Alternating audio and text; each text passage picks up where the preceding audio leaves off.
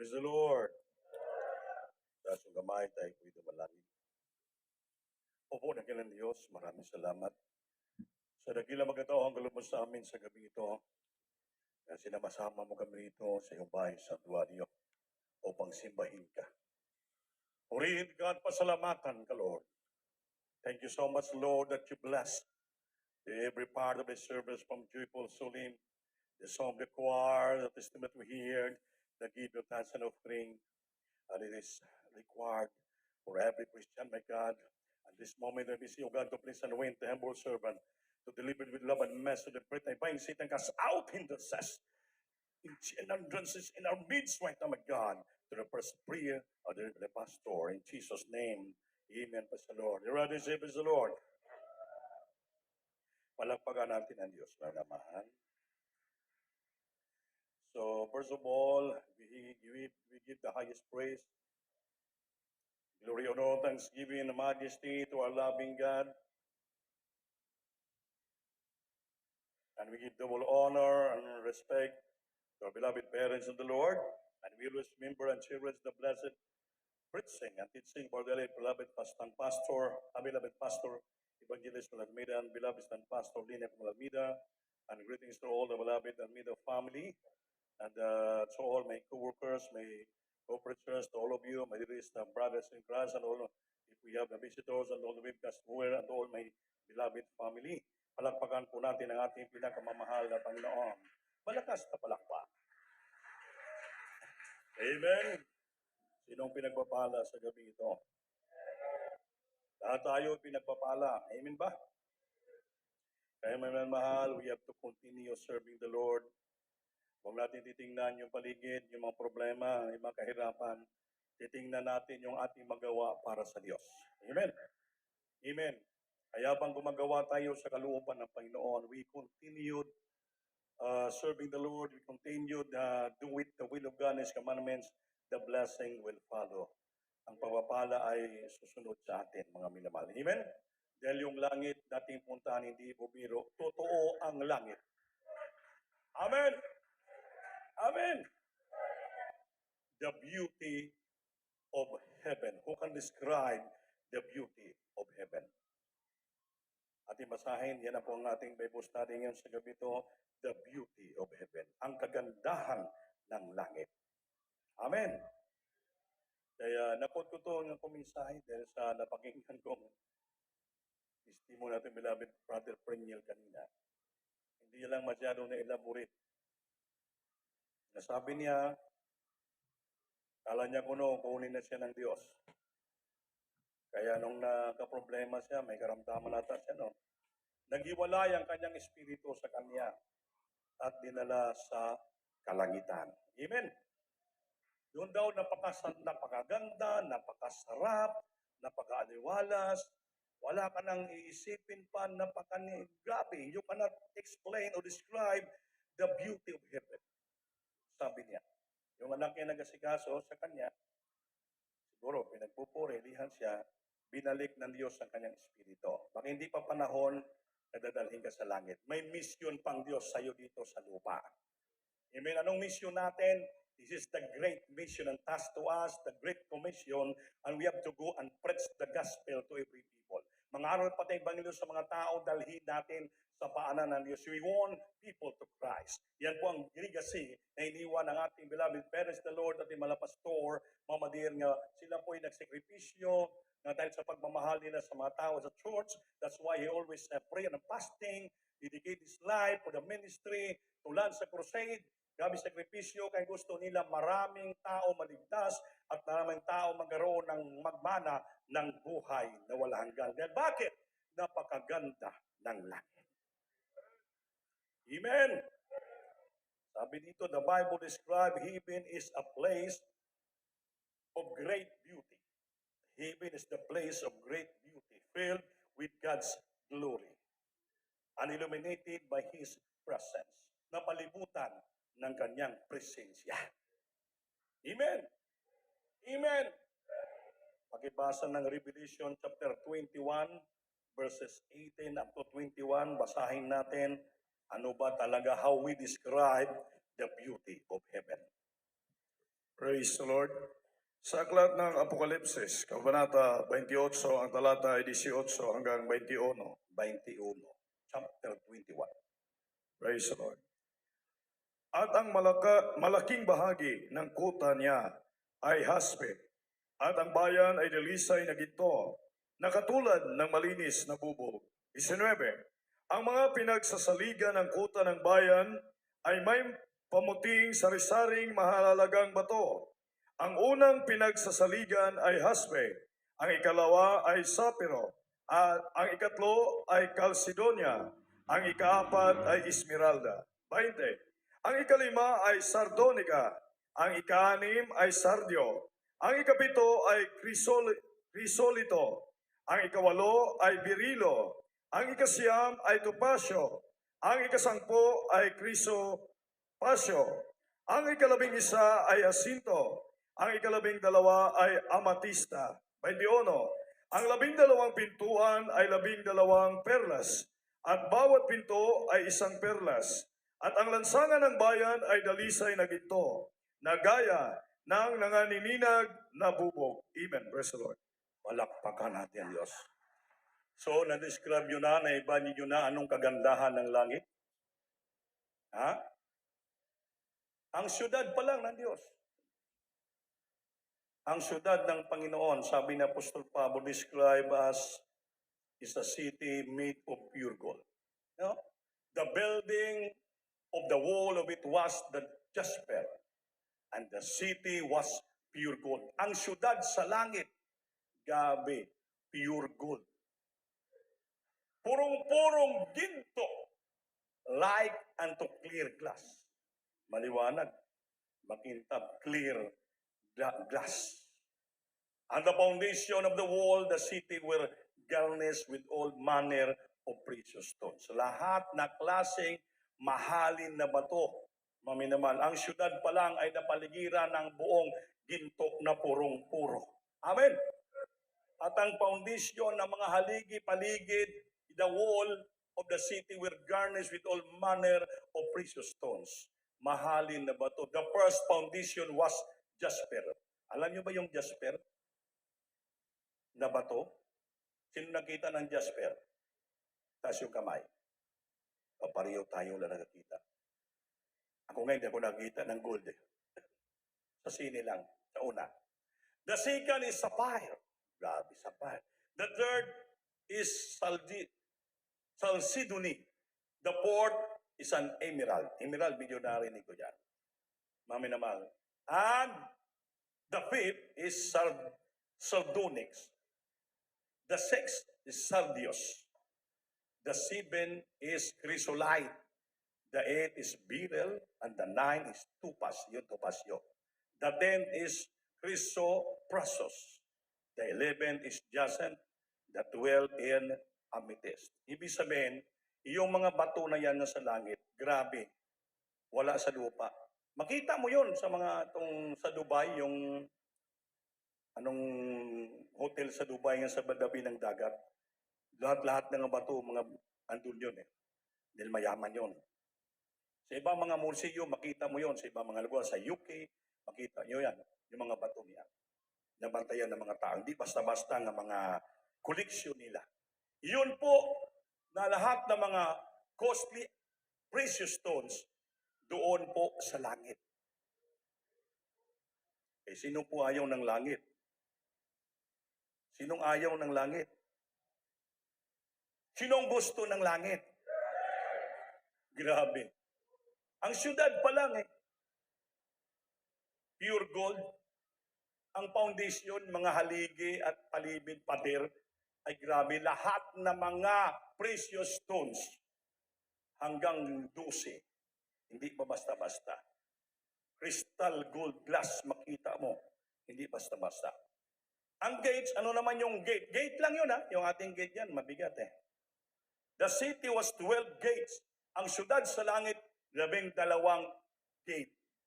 Pintuan. It's made from a single pearl. Bawat gate ng langit ay gawa ng single pearl. Perlas. Dito, maraming tao nasiraan ng perlas. Panay pamili ng takyubo. Kay perlas daw yan. Yan, pinag-usapan pa sa likod, mga adults qualify. Mag-ahinti pa ng taklubo. Kay pag mabinta daw ito, gabi, milyon. Ngayon, pagbalik, wala mang dala. Iba na nga purtoy na. Amen. Amen. May isa tayong workers, beloved co-workers sa Kasurigao, lumabas pag-worker kasi nag-asawa. Sa Siargao, sa GL, yan Luna. Nakumbinsi siya ng mga ibang mga Kristyano din na perlas ba, kining taklubo. Sa Surigao yun, takyubo. Dito, taklubo. Ganon. Alam mo, yung business siya malakas. Dahil nag-engage siya ng taklubo, takyubo, yung buong bahay niya napalibutan na, naging pader taklubo. Almost 40,000 pesos, 400,000 na ubos siya, pamili ng taklubo. Kaya nang-expect siya, may buyer daw, ang kapalit, billion. Million. Hanggang na lang, namatay siya.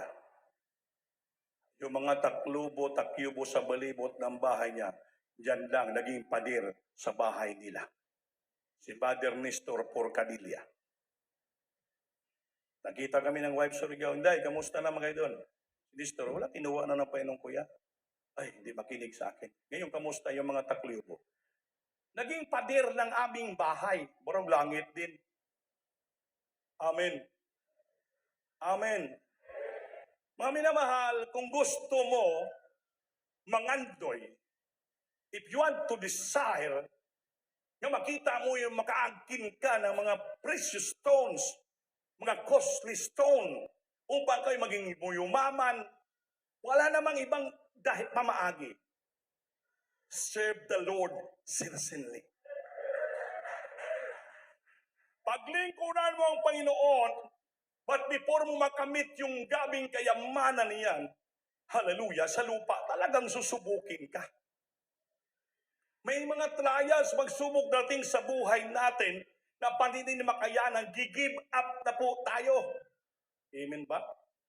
Ayaw natin magpatuloy dahil walang pera, walang pamasahe, walang ibili ng bigas, walang lahat, walang-wala. Puro abono, marami naningil ng utang. Amen. Amen. Be continued, sacrificially, earn a living, pagsumikap, hanggang nawala na lang sa mundo. Wala pa rin makakita ng totoong ginto. Samantala, pag-isipin mo ang Biblia, dito, we can describe what is the beauty of heaven. Lakad-lakaran mo lang yung ginto, mga perlas, lahat ng mga precious stones sa langit. Gabi, sandig-sandigan mo lang yan. Mga minamahal, terrible. Pagpatuloy ka lang, magpana ka ng buhay na walang gan. Lahat ng mga kayamanan, doon mo maangkin sa langit. Plus buhay na walang hanggan. Wala ka nang problemahin pa.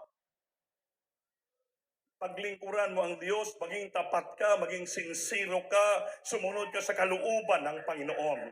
Sabi ng Biblia, after you have done the will of God, God will answer your prayers and you shall receive the promises of God. May mga pangako ang Diyos, pagkatapos sa sunod natin ang kanyang kalooban. But hindi pa natin nasunod ng lubusan 100% ang kalooban ng Diyos, hindi pa natin makamit yung pangako ng Diyos. Kasi ang Diyos may kondisyon, conditional. After we have done the will of God, God will answer our prayer and we shall receive the blessing of His promises. Di man ko maka-amen. Amen? Kaya magsakripisyo ka pa. Magbigay ka ng tithes and offering mo, Pag nagbigay ka ng tithes, offering mo, mga pledges, mga love offering nyo, dahil gusto mo tumulong sa church because of your liberality and generosity of your heart, nagkaroon ka ng great burden sa church, dahil gusto mo makaparty ka, maging kapartner ka ng mga pangailangan ng iglesia. That's why you give grudgingly, not in necessity. But because God loved it, a cheerful giver. Gusto mo po yan. Kaya naman, ang pagbibigay ang siyang pagtanggap ng mga pagpapala. So after sacrificially, ginawa mo yon, pinakita mo ang iyong sincerity, your faithfulness, your obedience, and faith to the Lord. Nakita ng Panginoon yan. After that, you done all the will of God. The Bible says, you shall receive His promises. Beloved, I wish above all things that thou mayest prosper and be in health, even as thy soul prospereth. You became prosperous. Tatlong bagay. Health, spiritual, and financial. Pagpalain tayo. Pero kung wala mo pa masunod ng lubusan ng kalooban ng Diyos, don't expect so much blessing. Dahil conditional ang blessing na ginugusto ng Diyos. After pa. Ang tanong, nasunod naman nato? On how many percent ang pagsunod natin? 100% ba? Ang gusto ng Diyos sa pagsunod, hindi partial, kundi buo. Buo ang pagsunod mo. Dapat 100% you committed nga sumunod ka sa Diyos. Not partially. Hindi yung 50-50. Amen. Amen. Ating beloved parents in the Lord, lahat, 100% binigay nilang buhay nila sa Panginoon. Natapos nilang kanyang takbuhin sa lupa. Natapos silang task and mission that the Lord given to them. Entrusted to them. That's why sabi ni Apostol Pablo, I finished my course. Natapos ko na. Ngayon sila po'y maligaya sa langit. Tayo pong nagtatamasa ng kanyang sakripisyo sa lupa in the church. Nalaman natin paano maglingkod ng sincero. Nalaman natin paano magbigay ng sincero. Nalaman natin ano ang pagsunod sa kalooban ng Diyos upang pang nagawa natin ito. Kaya tayo po'y pagpapalain ng Diyos. Hallelujah. Di ating beloved pastor, sa book cover to cover, nabasa ng Biblia, the secret of the blessing and kingdom power. Dito po sa Biblia, 10 times, more than 10 times, na balik-balik nating Dennis Pastor ang Biblia, how while he fasted 40 days, 90 days, several times. Kaya hindi po natin pwede sabihin na walang alam ang mga pastor. Nakita natin how the Lord work it in this congregation. The power, the miracles, the protection everywhere. Nakita po natin, malaman, because of the sincerity of our dearest parents in the Lord. Tayo po'y nakinabang nito, mga minamahal. Bakit nagsakripisyo sila? Dahil nabasa niyang Biblia, cover to cover, totoo ang langit na punta natin pagdating ng araw. Hindi masayang. Hindi masayang. Dahil yung mga tao sa langit, how they worship the Lord. Sa langit, heavenly multitudes praising God for His righteous judgment. Mga tao noon, araw-gabi nagpupuri. Sumisigaw sila ng hallelujah. Kung anong ginagawa natin sa lupa, ito'y training ground. Kasi pagdating ng langit, walang humpay. Walang pigil, walang hinto.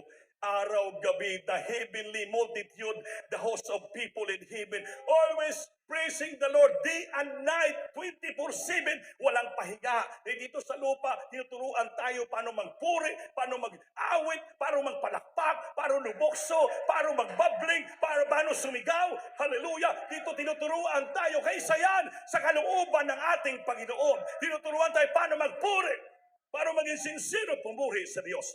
Dahil yun, pinakagusto ng ating God, the Lord love it if you praise His name. Tuwang-tuwa ang Panginoon pag atin siya pinupuri because the Lord inhabited the presence of His people. Anong inhabit? Siya po'y nagpagitna sa mga pagpupuri ng kanyang mga anak. Nakikinig siya sa ating mga pagpupuri. Natutuwa siya sa ating mga pagpupuri. Nagagalak siya sa ating mga pagpupuri. Nasungkit natin yung puso niya sa ating mga pagpupuri. Yung mga pagpupuri ng mga banal, iyan po isang sweet-smelling savor sa harapan ng Diyos sa trono.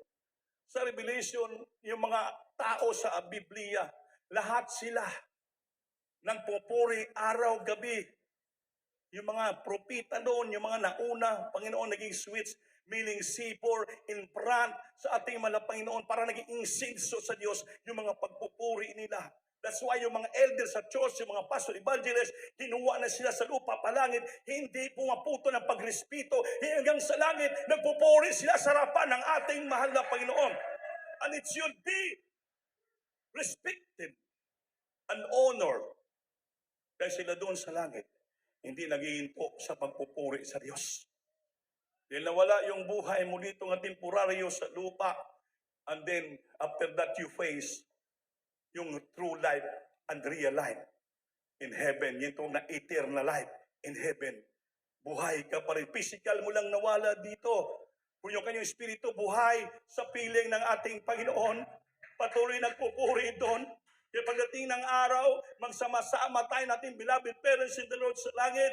Hallelujah! Pagdating ng trumpeta ng Diyos, tutunog, the rapture will take place. Lahat tayo mga sincero, mga banal dito, ay tayo yung mga buhay. Susunod tayo, lilipad sa alapaap. Sila nga naunang namatay, kinuha ng Panginoon. They are all asleep in the grave.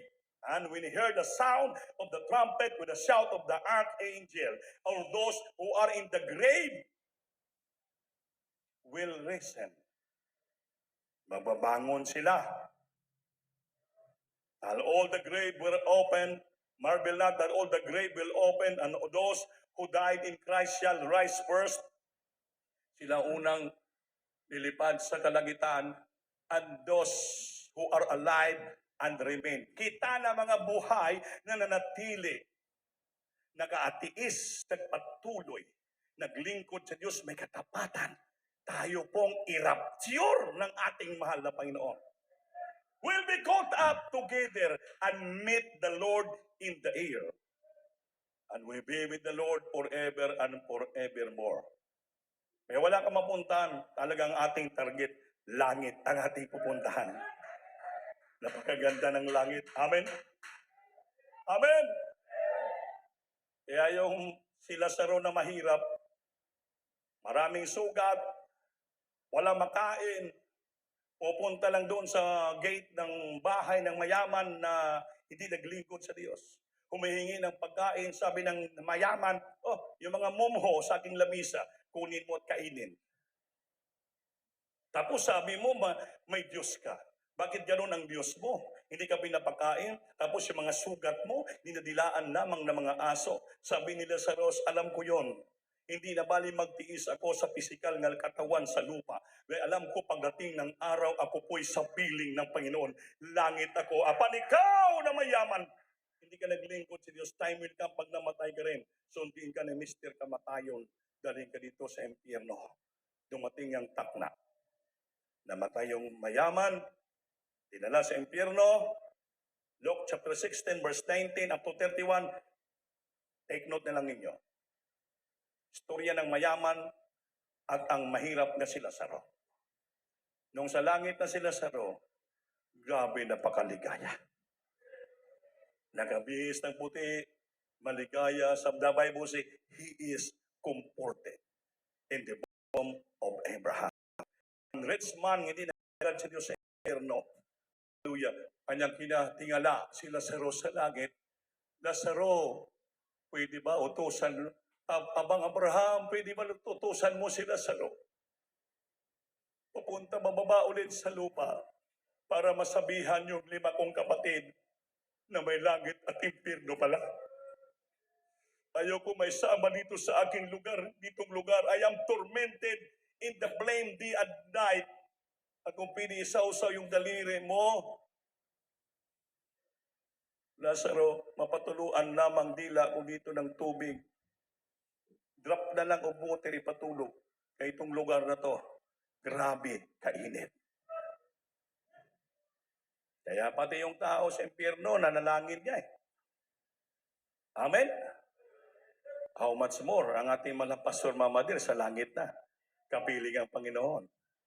Kung tayo manalangin, Lord, sa unat dalangin mga pastor, mga pastora, madali masagot kay sabihin ng mga pastor, Lord, ang anak ko nanalangin na, humingi ng tulong sa akin. Madali masagot yung ating panalangin. Nung sa lupa pa nga sila, sinasagot na eh. Lalo na sa langit na. Amen. Napagaganda ng langit. Napagaganda ng langit. Lahat ng precious stone sa langit. Dito wala tayo niyan kahit isa. Takyobo, palpak pa. Gulpar, palpak pa. Meron kapatiran dito, kung remember, taga Miss Or. Kuya, ipag-pray mo. Bakit? May nakita kong bahay ng Chinese, may mga kulay pink. Pinatingnan niya sa UP. Kuwang daw, okay. Yan, no money involved. No money involved. Dara transaksyon, no money involved. Sobrang galit ng mister, nagalit, inaway siya, gusto siya walayan. Dahil sabi, no money involved. Nung nagka-problema na, wala na suportang beloved mister kay Seaman, saka pala, sige patuto, grabe yung pagsubok. Grabe yung trials. Ikaw lang naman gumawa ng trials. Idamay pa natin yung Panginoon sa sarili mo na ikaw gumawa ng trials. May allotment ka na, bakit ano pang desire mo maghanap ka pa ng maging milyonaryo? Sabi mo, no money involved. Tapos nang napag-aon siya sa akin, sabi niya, Kuya, huwag ka lang maingay. Naubos yung 200,000 ko. Kaya pala galit yung mister mo. Tapos sinungaling ka pa. Ngayon, magsisi ka, magsinsiro ka, magpasting ka, balik mong pagkainitan pagpagamit mo. Hipuin ng Diyos yung mister mo. Siya na ibig sasabi sa iyo nga, I love you, sweetheart. Totoo, nagpakainit, nagpapagamit. Dumating yung nanao yun nang bumaba ang mister niya, siyang tinawagan. Sinundo niya sa airport. Di bakit? Pag-unahin mo ang Diyos, sincero paglingkod, ang lahat na pagpapala, ibigay sa iyo ng Diyos. Huwag ka na maghanap ng pagpapala dito, maging illegal ka pa sa lupa. Maging legal, Diyos ang unahin mo. Maliwanag yung Biblia, Matthew 6:33, but seek ye first the kingdom of God and His righteousness, and all these things shall be added unto you. All these things, wala ka nang hahanapin pa. Idaragdag sa iyo ng ating Panginoon. Unahin mo ng kaharian at ang katwiran niya. Hallelujah. Seeking first always the kingdom and His righteousness. And all these things, lahat ng bagay, shall be added unto you. Hindi given unto you, added. Kasi mayroon ka na eh. Dagdagan pa ng Diyos. Sabi, pagdagdagan nga, dagdagan, sobra-sobra na. Sa insakto, grabe ang pagpapala. Because the Lord that we serve is a more than enough God. Sobra sa insakto nga Diyos natin pinaglilingkuran. Palagpakan po natin ang Panginoon. Everybody say, praise the Lord. Praise the Lord. Sabi ng John chapter 14, verse 1 up to 3, kindly pag-ibasa. Hanggang 27 na to, lukso sa 27 and 28. Nakikinig pa kayo? Praise the Lord. Sa aklat ng Juan, kabanata 14, ang talata ay 1 hanggang 3. Huwag magulumihanan ang inyong puso. Magsisampalataya kayo sa Diyos. Magsisampalataya naman kayo sa akin. 2. Sa bahay ng aking ama ay mayroong tahanan. Kung di gayon, ay sinabi ko sana sa inyo, sapagkat ako'y paroroon upang ipaghanda ko kayo ng dakong kalalagyan. 3. At kung ako'y pumaroon at kayo'y may paghanda ng kalalagyan, ay muling paririto ako, at kayo'y tatanggapin ko sa aking sarili, upang kung saan ako naroon, kayo naman ay dumuon. Pagpalakpakan natin, Diyos. Pangako ng Panginoon. Ang Panginoon umakyat na sa langit. He died and He buried, and after 3 days He resurrected. Then, bumalik sa langit. He descended to heaven. Sabi niya, let your heart be troubled. You believe in God and believe also in me. In my Father's house are many mansion. Ito na yung mansion, yung langit. Puno ng precious gold, ginto, lahat precious stone. If it were not so, I would have told you. Hindi pa sinabi ko ito sa inyo. And I will go and prepare a place for you. Nung bumalik siya, he assumed as God the Father, sabi niya, I will go back to heaven and prepare a place for you. Ito na yung langit, mga mansyon sa langit, ni-prepare ng Diyos para sa atin. And if I go and prepare a place for you, itong pangako ni I will come again. I will come again. Yan sabi ng Titus 2:13. Looking for that blessed hope, the appearing of our great God and Savior Jesus Christ in the air. Babalik siya, sabi niya, I will go, I will come again. Babalik siya, the second coming of Christ, I will come again. Yan ang lagi titingnan natin yung pangako, I will come again. Looking for that blessed hope and the glorious appearing of our great God and Savior Jesus Christ. Yan ang titingnan palagi natin, hindi yung mga ginto sa lupa. Yung kayamanan sa lupa, dahil sa langit, grabing kayamanan. Terrible. Kaya yung palagi titingnan natin, hindi yung lupa. Sa lupa, maraming scammer. Amen. Yan ang sabi na, kailangan maging wise tayo. If I will go and prepare a place for you, and I will come again. Yung sabi, I will come again. Kaya sabi ni Tito, titingnan palagi natin yung ating mapalad na pag-asa, ang pagbabalik ng Panginoon, pagpakita niya sa alapaap, nating tagapagligtas, upang dalhin tayo sa prepare niya na mansyon sa kalangitan. Doon, grabe. Lakad-lakalan mo lang yung the city of pure gold. Wala na. Hindi ka na doon maghukay. Lakad-lakaran mo na lang. Higaan mo na lang. Sandal-sandalan mo na lang. Payapa ka, maligaya ka, walang hanggang buhay. Dito, grabing kahirapan sa lupa. Kaya sa lupa, you strive, magsumikap, maningkamot, mapaluburan natin ang Panginoon. Huwag natin tingnan yung lupa sa pangako na, looking for that blessed hope. Because we have only one blessed hope. What is that hope? And the glorious appearing of our great God and Savior Jesus Christ in the air. Yun palaging titingnan natin. Amen? Kaya ngayon, sabi ng Biblia, Ephesians 5:14, kailangan lumakad tayo, ibasa na lang. Praise the Lord. Sa aklat ng taga-Episo, Kabanata 5, ang talata ay 14. Kaya sinasabi niya, gumising kang natutulog at magbangon ka sa gitna ng mapatay at linawanagan ka ni Kristo.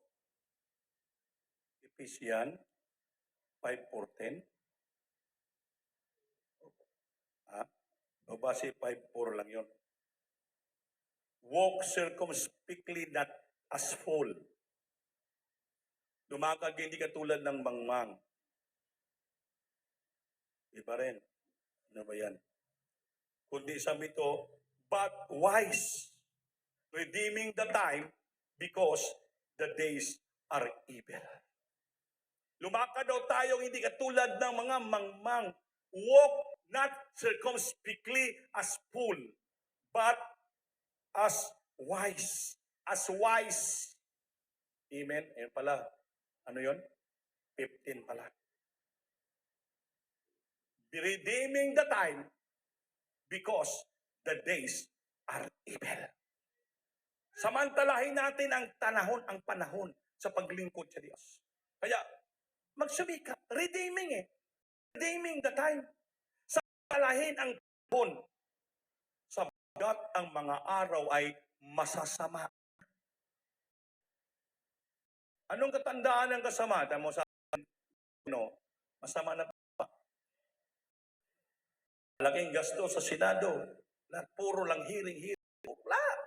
Puro insultuhanay. Ating gobyerno magulo. Ma-impeach, lahat. Bantayan na ng sira. Wala. Yan ang araw ng masama. Nag-start sa ating gobyerno. Makita natin, tayo mga tao, inusinti tayo, buto lang tayo. O palangga ko sige nitong senador, o kito, sige buto na buto. Buto sila dito, nagkakagulo. Yun ang sabi, samantalahin ang panahon sapagkat ang mga araw ay masama na. Redeeming the time because the days are evil. Amen? Oh, wala na, masama na. Ang ating targetin, ang ating titingnan palagi, yun, ang ating mapalad na pag-asa, ang pagbalik ng Diyos. Pagbalik ng Panginoon, masama tayo sa kalangitan. Goodbye lupa. Goodbye kayamanan. Goodbye lahat ng bagay, material na bagay sa lupa. Walang tayong pakialam. Kahit mawalaan ka ng trilyon dito, ano pa ng mga pila pa ng kakwarta ang sinasabi nila, hindi mo makakompare ang kayamanan sa langit, ang siyudad, pure gold.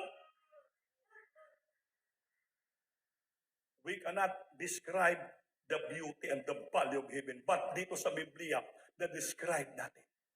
Pinapakilala sa atin ng Diyos, pinasinasabi sa atin ng Panginoon, in-illustrate ng Diyos sa atin kung gaano ang langit kaimportante para sa atin. Hindi man tayo karapat-dapat, puro tayo mga makasalanan, marumi tayo, ngunit sino tayo pamanahin ng langit?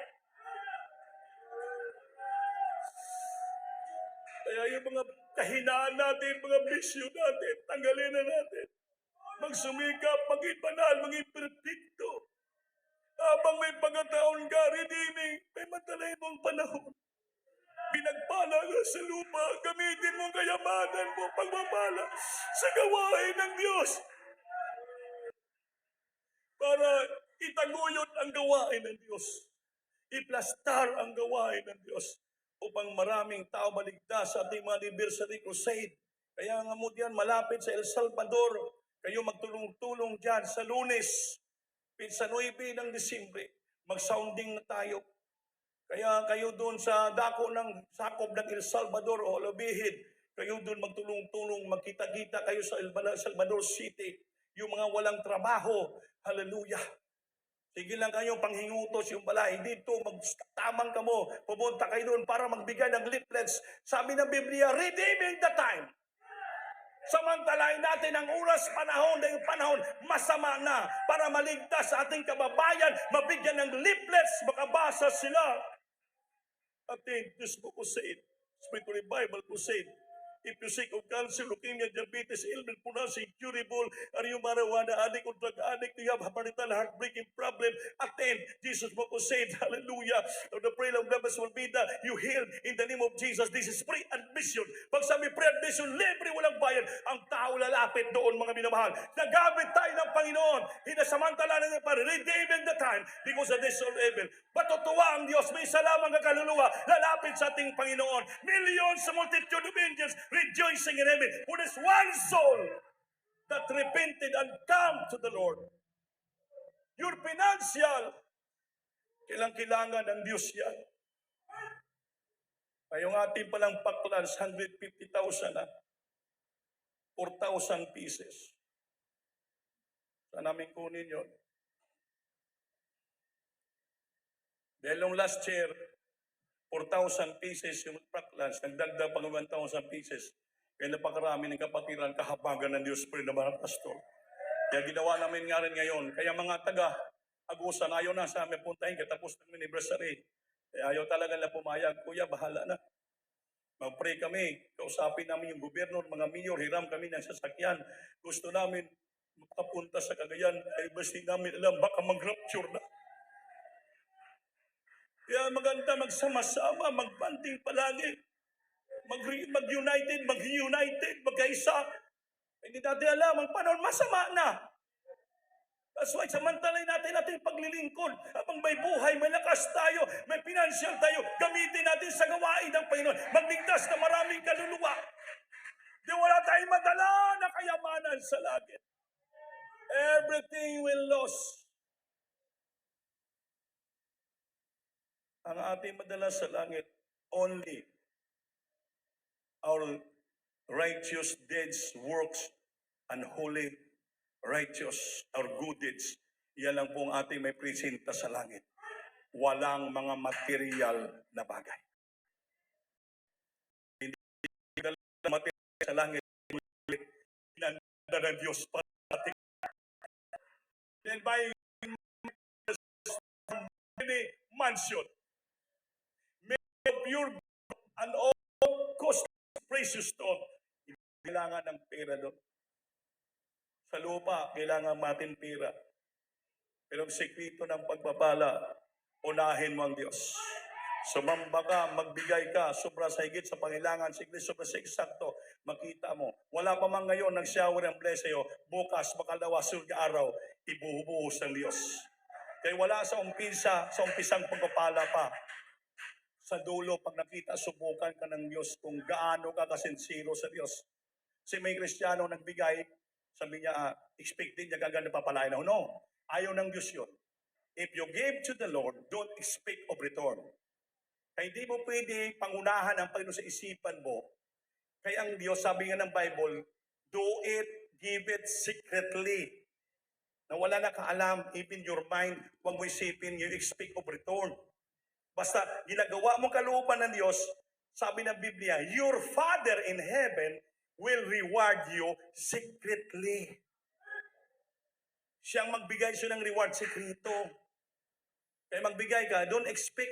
May kapatiran, doon sa bandang bukid noon, tuwing anniversary na bibigay.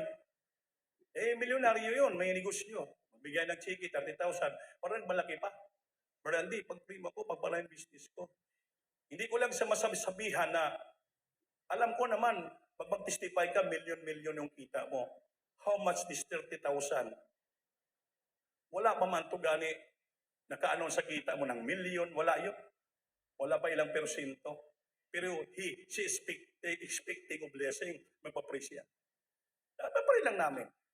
Pagkatapos ni anniversary, pag-Lunes, alam mo nangyari, hindi ka pwede makapagsinungaling sa Diyos. Hindi ka rin pwede maging plastikan sa Panginoon.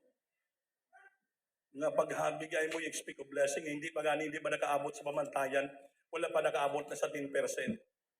So you expect of blessing, ayaw ng Diyos po yun. Ang tawag sa iyo para kang sakim. Ano nangyari? Nahulog yung 10-wheeler niya sa kanal. Nahulog ba? Yung kanyang helper nahulog sa simento, patay.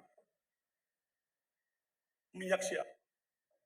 Sabi ng preacher po, alam po ng Diyos kung paano kayo magbigay. Bakit hindi umapikto ang sabi ng Biblia sa wayin kong mananakbal, lumalamoy sa iyo? Negosyo. Bakit hindi sinaway? So there's something wrong. Umiyak siya. Yeah, pagprinyo lang ako. Hindi po ganon. Hindi natin pwede mapangunahan ng Diyos sa isipan. Dahil yung ating isipan, puso, plano, lahat, alam ng Diyos. How we obey God sincerely and sacrificially. Alam ng Diyos po yan, mga minamahal. I tell you frankly. Si Ruby Martel, pamangkin ni Puyat, may-ari ng buong Harrison Plaza. Wala sa Kapayapaan, Kagala, kay drug addict ang kapunta ng Central Park, 1986. Dumalo siya, sabi mga tao, naka-Rolls Royce, grabing service. Binata pa, sabi mga tao, to mga pobre, mga mahirap, mga maligaya. Ako grabing pera ko, malungkot ako. Dumalo sa Central Park, nagbabautis mo doon sa tubig na marumi. Nagbabautis mo pastor. Sunod na araw, nagbigay ng cheque sa Malapaso, 50,000. Pag-preach ni Malapaso na Wednesday, ano mahal? Ruby Martel. mayaman, kumikita ng araw-araw sa Harrison Plaza of 100 million. Yung binigay lang 50,000, Buddy Roby, huwag kang masaktan. Ibalik ko sa iyong chiki mo. Eh baka sabihin mo kung tanggapin ko, kasi mayroon ka nga, mukhang pira ko. Nagbigay ka hindi sa akin, nagbigay ka para sa Diyos. Kaya magbigay ka ng tama, subay sa kinitaan mo sa Biblia. Umiyak siya. Binalik ng lapas yung 50,000 niya. Umiyak. Pag-primo ako, Pastor Vida. Nagpastis pasos, parang batang maliit. Hindi po natin pwede payabangan ng Diyos. Gaya ang ating Panginoon, puno ng kayamanan. Binasa natin yung langit. Mansyon ng Diyos sa langit. Puno ng lahat na kayamanan. Yung ating kayamanan sa lupa, ginagamit natin yon para mag-akay ng kaluluwa. To establish the church, to support the church, so that the church will not be paralyzed. Tugo, magamit natin sa pangaral ng Ebanghelyo. Di marami dito mga finances, maraming mga expenses sa lupa habang dito tayo. Dahil buhay pa tayo. Hindi man tayo pwede hindi kumain. Hindi din pwede tayo gumamit ng tubig. Hindi rin tayo pwede hindi gumamit ng ilaw. Hindi din pwede hindi tayo gumamit ng kurodo. So maraming gastusan dito, mga side by side, ups and down. Maraming gastusan. So that's why, ang yung binibigay dito ginagamit sa church. Para ano? Sabi niya, may pagkain sa aking kabalig. Ano yung pagkain? Natilitari ng pagkain para may magamit, matustusan, kung sa Bisaya, mapud-apuran ang bawat pangailangan ng iglesia. To support all things common in the church. That's why ginagamit kayong Panginoon sa pagbibigay. Ayun sa iyong tinatanggap na pagpapala na binigay ng Diyos yung buhay. Kaya be faithful, be sincere in serving the Lord. Upang yung totoong pagpapala, tutuurin ang tatanggapin nyo galing sa ating Panginoon. Because to obey is a blessing, but to disobey is a curse. Amen? Gusto nyo bang langit? Sinong gusto ng langit? Kaya sabi ni Biblia, lumakad tayo, hindi katulad ng siraulo. Sabi yan, siraulo kasi false na parang walang isipan. But walk na maging katulad ng marunong. Amen? Walk not circumspectly as fool, but wise. But wise. Maging marunong tayo. Be wise as serpent and be harmless as a dove. Gawin natin ang sincere. Mapalakpakan ba natin, Diyos? Singgit, hallelujah. Purihin natin ang Panginoon. God bless you po, instrumentalist. Awitan po natin ang ating Panginoon.